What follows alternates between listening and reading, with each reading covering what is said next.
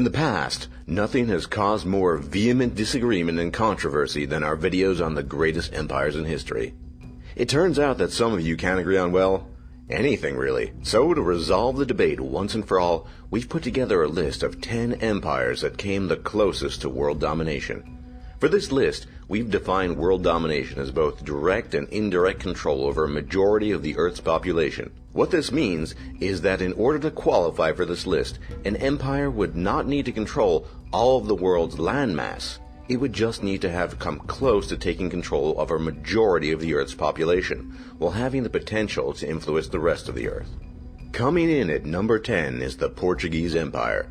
When most people think about massive colonial empires, Portugal often doesn't come to mind, but the fact is that Portugal for a brief moment had a chance of becoming a global empire that would have been on par with the British Empire we all know from history. Portugal was actually the first European nation to seriously commit to colonial exploration, and they were the first European power to discover India, Sri Lanka, Japan, Brazil, and many portions of Africa. In East Africa, Portuguese forces conquered Mozambique, and in South America, Brazil was incorporated into its colonial empire. And during the height of the Portuguese Empire, Portugal established trading ports at far-flung locations ranging from India to Arabia, Malaysia to China, and even Japan.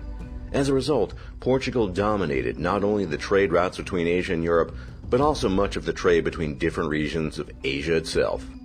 It's impressive that Portugal managed to establish such a powerful global empire at such an early time in history. In many ways, if Portugal hadn't declined after the 1500s, it's very possible they could have amassed an even larger empire than the British Empire were able to obtain later in history. If Portugal had maintained total control over their Asian trade routes, the Portuguese Empire would have been the richest empire in all of history.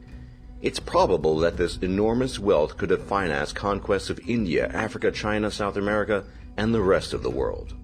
Number 9 is the Timurid Empire. The Timurid Empire was a nomadic empire that grew into prominence after the disintegration of the Mongolian Empire.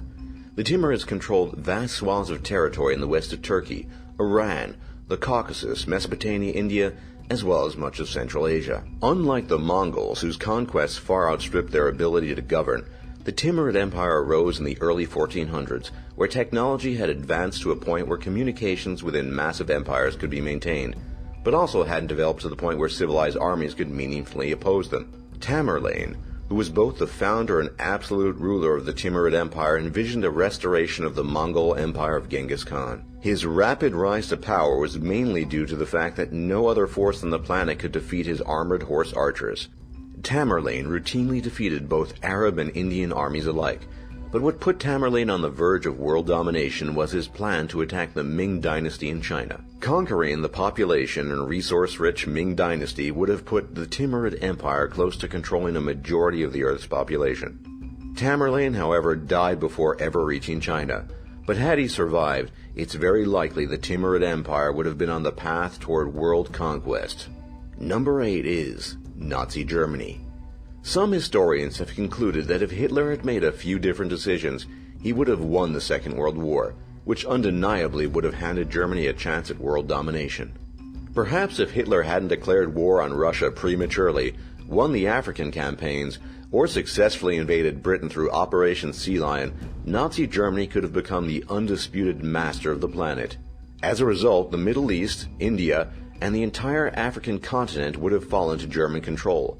A slightly different version of history could have seen Hitler controlling half of the world's population, while maintaining his empire with a vast communications network and a fleet of jet aircraft that no other nation could have opposed. In actual version of history, Hitler had already created a system of alliances that put the modern European Union to shame. Under Hitler's guidance, various European nationalities all fought towards the same goal. These included Romanians who fought alongside Hungarians, Germans alongside Italians, along with Bulgarians, Slovakians, Croatians, and Finns. This level of European unity was like none ever seen before, and could have easily paved the way for a German-led European superstate. In many ways, World War II was the last time in history that the empires of the world could have had a chance at world domination, and Nazi Germany was uniquely poised, albeit for a brief time, at achieving that. Coming in at number 7 is the Spanish Empire. During the absolute height of the Spanish Empire during the reigns of Charles V and Philip II of the House of Habsburg, the Spanish Empire had dominion over what was left of the Portuguese Empire, the Netherlands, the Austrian Empire, the Holy Roman Empire, as well as Spain's continent-spanning colonial holdings. For a brief moment in history, Dutch, German, Spanish, Italian, and Portuguese armies all marched under the same banner towards a goal of European domination. This collection of allied states was a very unique moment in history, and if the Spanish had not been defeated on the battlefield, it's likely they could have reached even greater heights of power. The Spanish Empire for a time had the most gold, the best fleets, the best armies, and controlled more than 13% of the world's landmass. What gave the Spanish Empire a unique shot at world domination was that they had the potential to maintain control over large swaths of territory thanks to superior communications technology, unlike the Mongols. This ability is evidenced by the fact that much of Spain's colonial territory remained under Spanish control for centuries. Unfortunately, though, the Spanish Empire declined in power as it was undermined by a string of military defeats and rampant inflation coming from the vast amounts of gold extracted from Spanish colonies. And number 6 is the Mongolian Empire. It cannot be denied that the Mongolian Empire probably came the closest to world domination. During its rise, no other force on the planet could compete with the tactics of the Mongolian armies. And if the Mongolians had desired to, it is very possible that they could have swept into Europe, conquered it, and beheaded the Pope, all before the year 1300. But instead, the Mongolian Empire's greatest achievement became its greatest weakness.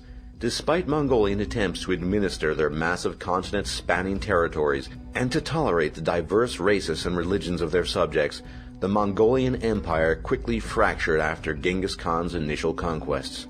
Because despite the Mongolian Empire's power on the battlefield, the logistics to maintain the communication across a racially diverse 33 million square kilometer empire simply did not exist in the year 1279. Still, the Mongolian conquerors managed to control over 22% of the world's landmass, stretching all the way from China to the edge of Poland, and 1 out of every 4 people on the entire planet lived under Mongolian rule.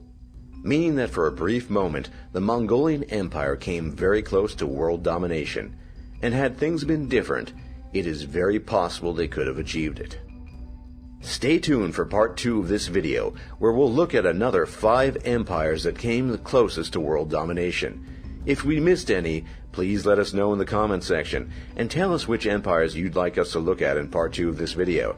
And don't forget to leave a like and subscribe if you haven't already, and we'll see you all in part 2.